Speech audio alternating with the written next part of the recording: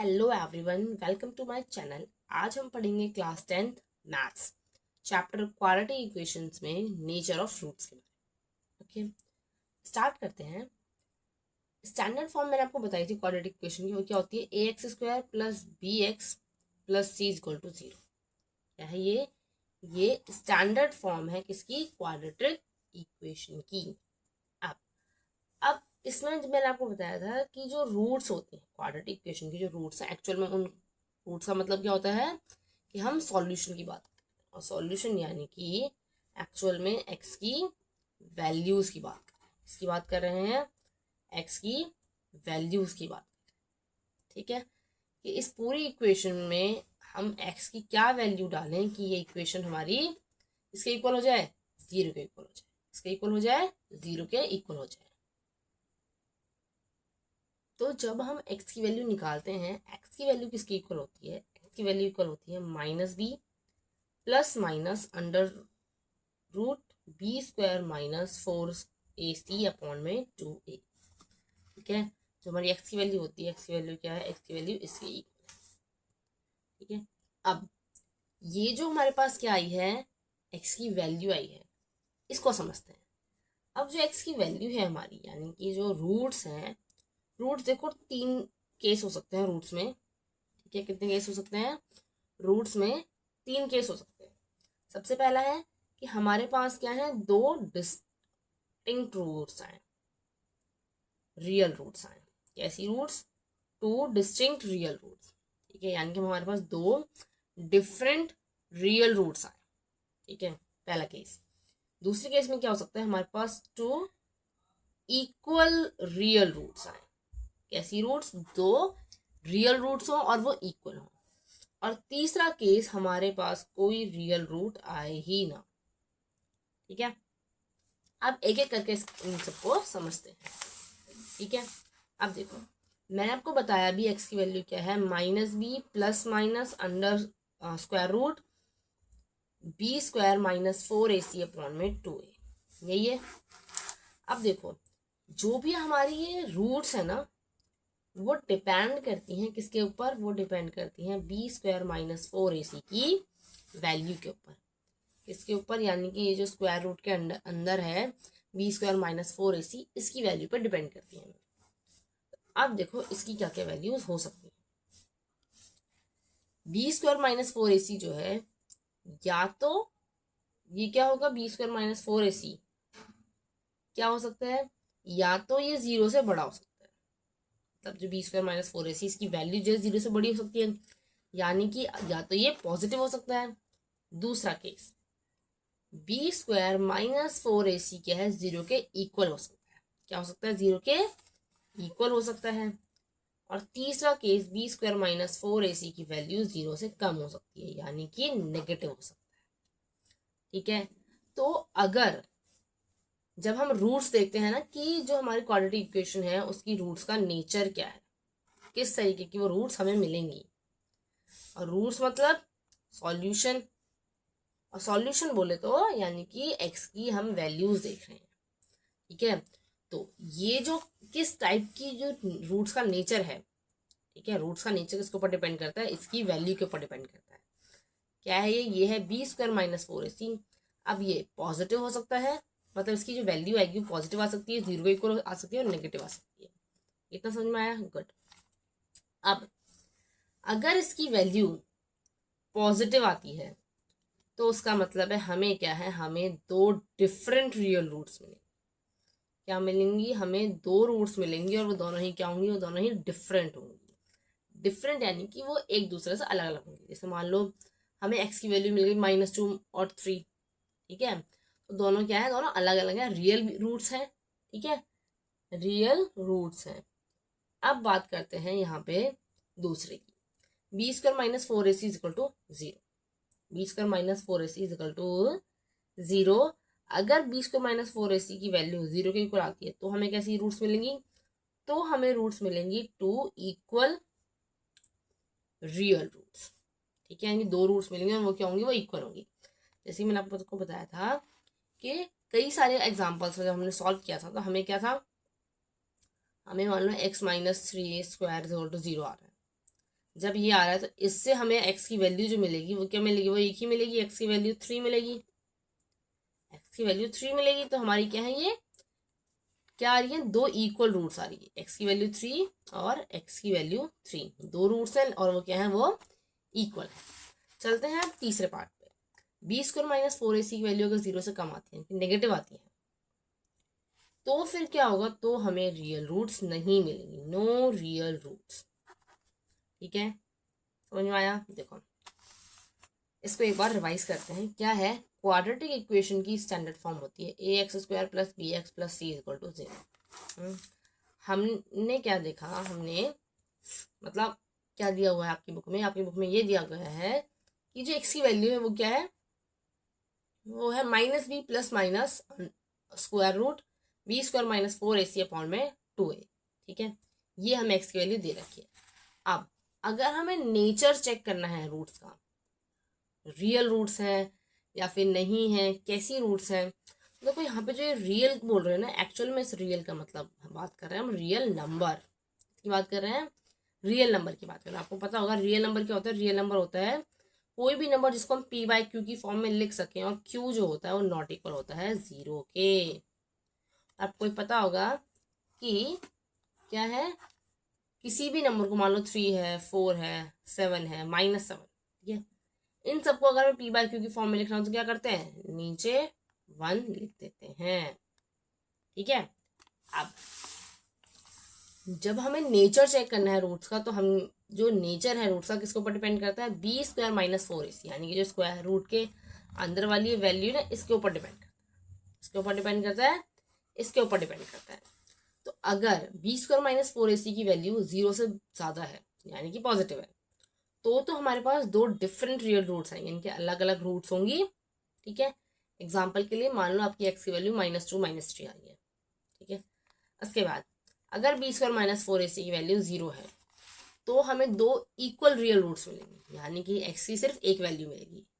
ठीक है, एक्स की क्या है, सिर्फ एक ही वैल्यू मिलेगी।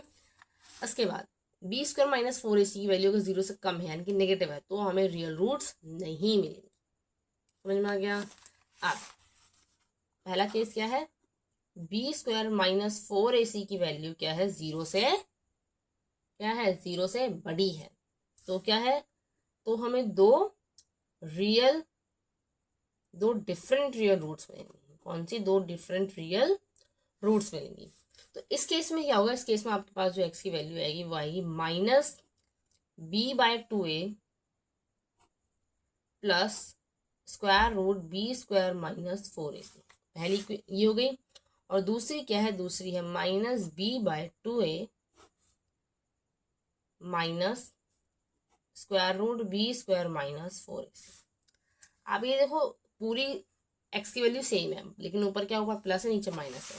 और जब हम ये देख रहे थे, हमने देखा था एक्स की वैल्यू क्या है, माइनस भी प्लस माइनस है, तो हमने क्या किया है, हमने प्लस माइनस को अलग अलग कर दिया। अगर बी स्क्वायर माइनस 4ac की वैल्यू 0 से बड़ी है, यानी कि पॉजिटिव है, तो हमारे पास जो एक्स की वैल्यूज आ जाएंगी वो ऐसे आ जाएंगी। ठीक है, दूसरा केस लेते हैं। दूसरा केस में क्या है, बी स्क्वायर माइनस 4ac की वैल्यू 0 के इक्वल है। अगर 0 के इक्वल है तो हमें क्या मिलेंगे, दो इक्वल रियल रूट्स मिलेंगे, दो इक्वल रियल रूट्स मिलेंगी। ठीक है, अब क्या है, हमें क्या दी गई थी, एक्स की वैल्यू, एक्स की वैल्यू हमें दी गई थी -b plus minus square root b square minus 4ac upon में 2a। अब ध्यान देखो, बी स्क्वायर माइनस 4ac की वैल्यू क्या है, 0 है, जैसी इसकी वैल्यू 0 है तो हमें क्या मिल जाएगा, -b प्लस माइनस 0 अपॉन में 2a, और ये हो जाएगा मेरा -b/2a। तो यानी कि मेरे पास x की वैल्यू क्या आ रही है, -b/2a, और एक वैल्यू कब आती है, जब क्या हो भाई, ये x जो वैल्यू आ रही है दूसरी भी क्या है, दूसरी भी यही वैल्यू है।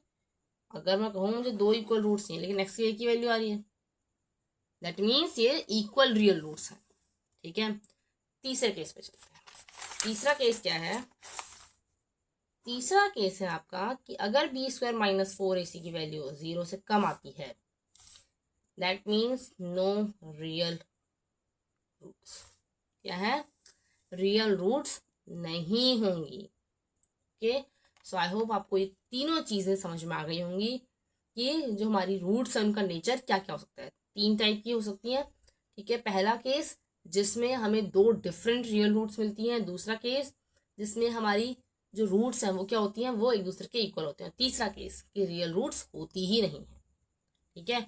और ये सब किसके ऊपर डिपेंड करते हैं, तीनों केस डिपेंड करते हैं बी स्क्वायर माइनस 4ac की वैल्यू के ऊपर। समझ में आ गया। सॉल्व करेंगे एक एग्जाम्पल क्या है, x square minus 3x minus 10 equal to 0। इससे पहले हमने जो नेचर ऑफ रूट्स, उससे पहले कौन सा टॉपिक था, उससे पहले था फैक्टराइजेशन मेथड। और फैक्टराइजेशन मेथड हमने समझा था कि हम रूट्स को कैसे निकालते हैं। तो देखो 10 को 1 से 10 और 1 को ऐड या सब्ट्रैक्ट करने से 3 आता है, नहीं आता। तो हम क्या करेंगे, हम 10 को देखेंगे हम किस किस तरीके से लिख सकते हैं। तो 2 5 से 10 लिख सकते हैं। हमने पहला पेयर लिखा और उसमें क्या हमें पता चल गया कि अगर मैं 5 में से 2 माइनस करूँ तो 3 आ जाएगा, ठीक है। और हम इसको कैसे लिख देंगे, x square minus 5x plus 2x minus 10 is equal to 0। इन दोनों टर्म्स और इन दोनों में से क्या करेंगे, कॉमन निकालेंगे। यहाँ से x की वैल्यू निकालेंगे तो क्या आ जाएगी, मतलब x को कॉमन निकाला तो अंदर बचेगा x माइनस 5 प्लस यहाँ 2 को बाहर निकाला तो क्या बचेगा x माइनस 5 इक्वल टू 0, ठीक है। अब कॉमन x माइनस 5 को बाहर निकालो और यहाँ पे क्या है x प्लस 2 इक्वल टू 0। अब दो टर्म्स को मल्टीप्लाई करने पर अगर 0 आ रहा है तो इसका सिंपल सा मतलब ये है कि x माइनस 5 या तो 0 के इक्वल है या फिर x प्लस 2 0 के इक्वल है, ठीक है। तो यहाँ से x की वैल्यू आ जाती है 5 और यहाँ से x की वैल्यू आ जाती है -2, ठीक है। अब ये तो हमने निकाली है किससे, फैक्टराइजेशन मेथड से। किससे निकाली, फैक्टराइजेशन मेथड से। अब जो हमें नेचर ऑफ फ्रूट्स में दिया गया है हम वो भी चेक करते हैं।